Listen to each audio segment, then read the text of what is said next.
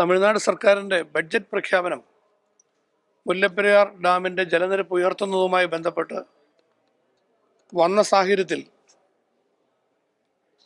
Irrigation ഡിപ്പാർട്ട്മെൻറ്റിൻ്റെ പ്രധാന ഉദ്യോഗസ്ഥരുടെ യോഗം ഞങ്ങൾ അടിയന്തരമായി ചേരുകയും സ്ഥിതിഗതികൾ സാഹചര്യങ്ങൾ വിലയിരുത്തുകയും ചെയ്തു.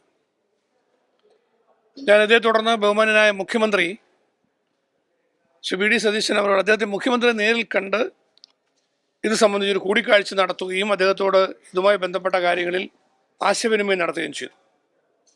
കേരളത്തിൻ്റെ നിലപാട് വളരെ വ്യക്തമാണ്. മുല്ലപ്പെരിയാർ ഡാമിൻ്റെ ജലനിരപ്പ് ഉയർത്താൻ ഒരു കാരണവശാലും കേരളം അനുവദിക്കില്ല എന്ന ഉറച്ച നിലപാടാണ് നമ്മുടെ സംസ്ഥാനത്തിനുള്ളത്. മുല്ലപ്പെരിയാർ ഡാമിൻ്റെ സുരക്ഷയുമായി ബന്ധപ്പെട്ടുള്ള കാര്യങ്ങൾ പരിശോധിക്കുന്നതിന് വേണ്ടി വളരെ സുപ്രീം കോടതിയുടെ തന്നെ നിർദ്ദേശം നേരത്തെ ഉള്ളതാണ്. തമിഴ്നാട് ഇതുവരെ അത് ചെയ്തിട്ടില്ല. ബേബി ഡാം ബലപ്പെടുത്തുന്നതിനെ കുറിച്ചുള്ള നിർദ്ദേശം സുപ്രീം കോടതിയുടെ നേരത്തെ വന്നിട്ടുള്ളതാണ്.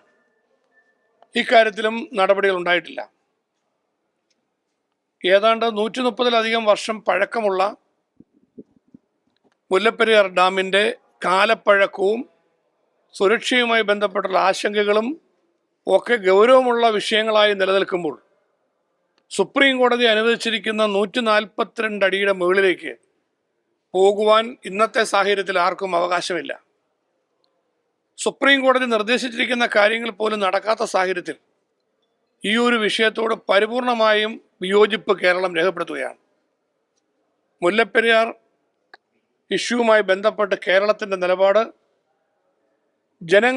കേരള ജനതയുടെ സുരക്ഷയെ കരുതി മുല്ലപ്പെരിയാറിൽ പുതിയ ഡാം നിർമ്മിക്കുക എന്നത് തന്നെയാണ് കേരളത്തിൻ്റെ നിലപാട്. തമിഴ്നാടിന് വെള്ളം, കേരളത്തിന് സുരക്ഷ. UDF സർക്കാരും ഇക്കാര്യത്തിൽ വ്യക്തതയോടുകൂടിയ നിലപാട് ആവർത്തിച്ചു പറയുകയാണ്. അതുകൊണ്ട് ഇപ്പോൾ തമിഴ്നാട് മുന്നോട്ട് വച്ചിരിക്കുന്ന ഈ നിർദ്ദേശം സുപ്രീം കോടതിയുടെ നിലപാടിനും സുപ്രീം കോടതിയുടെ നിർദ്ദേശങ്ങൾക്ക് നിരക്കാത്തതാണ്. കേരളത്തിൻ്റെ താല്പര്യങ്ങൾ മാത്രമല്ല, ദേശീയ താല്പര്യങ്ങൾക്ക് പോലും യോജിക്കാത്ത ഈ നിലപാടിനോട് ശക്തമായ വിയോജിപ്പ് കേരളം രേഖപ്പെടുത്തുന്നു. ഇക്കാര്യങ്ങൾ സംബന്ധിച്ച് തമിഴ്നാട് സർക്കാരുമായി ഒരു കൂടിയാലോചനയ്ക്കുള്ള സാധ്യതകൾ, അഭിപ്രായ സമന്വയത്തോടെ ഇക്കാര്യങ്ങൾ പരിഹരിക്കാൻ കഴിയുമോ എന്നത് സംബന്ധിച്ചുള്ള പരിശ്രമങ്ങൾ കേരളം വീണ്ടും നടത്തണം എന്ന് തന്നെയാണ് സർക്കാരിൻ്റെ നിലപാട്. ബഹുമാനപ്പെട്ട മുഖ്യമന്ത്രിയുടെ നേതൃത്വത്തിൽ ഭാവിയിലേക്കും അതിനുവേണ്ടിയുള്ള ശ്രമങ്ങൾ ഉണ്ടാവും എന്നുകൂടി ഞങ്ങൾ കൂട്ടിച്ചേർക്കുകയാണ്. വിശദമായി സർക്കാർ ഇക്കാര്യങ്ങൾ പരിശോധിക്കും.